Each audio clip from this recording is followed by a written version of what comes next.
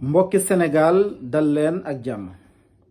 Tout à l'heure avec la même forme maître Moussa Diop dafa am lu mu laaj état wu Sénégal sur sa page Facebook.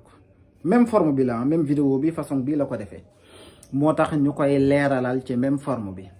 Dafa laaj ne état wu Sénégal en 2024 dafa leb 4491 milliards muy laaj xaalis boobu fan la ko état bi dugal moom maître Moussa Diop.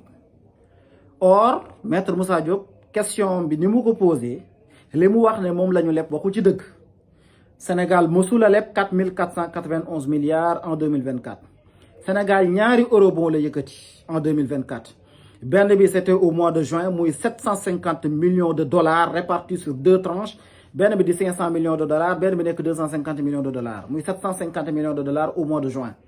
beneen bi nekk 300 millions de dollars le 30 octobre.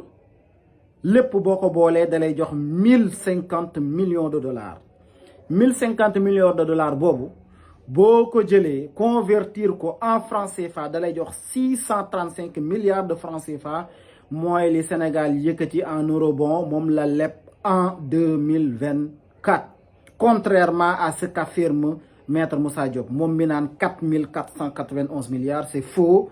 Sénégal ñaari eurobond la fi yëkkati benn bi nekk 750 répartis sur 2 tranches comme ni ma ko waxee léegi beneen bi nekk 300 millions de dollars lépp boo ko boolee mu jox la 1050 millions de dollars yéen ñi calculer leen yéen ñi may seetaan jël leen 1050 millions de dollars ngeen multiplier ko par 605 mooy le dollar ngeen xool lim leen di jox vous allez vous rendre compte qu'effectivement ce sera entre 635 à 636 milliards de francs CFA. Contrairement à ce qu'affirme maître Moussa Diop. Communication bi dañ koy jëlaatal suñu loxo téewaatal ko suñu bopp buñ ko partagé bay sénégalais yëpp xam li xew xam ne li maître Moussa Diop laaj ak ñeneen ñi yu mel ni moom li ñuy def di ko laaj te duñ ko teg ci dëgg duñ ko teg ci loo xamante ne wér na avec les faits dañ koy démonter le plus vite possible parce que nag comme je le dis la récréation a trop duré jërë ngeen jëf.